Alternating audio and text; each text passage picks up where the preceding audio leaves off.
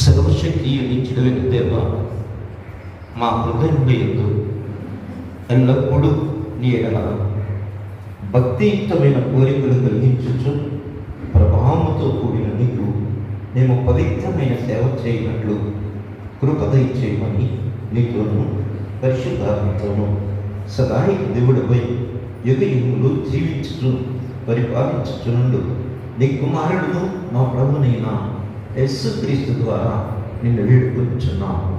ఆమేన్.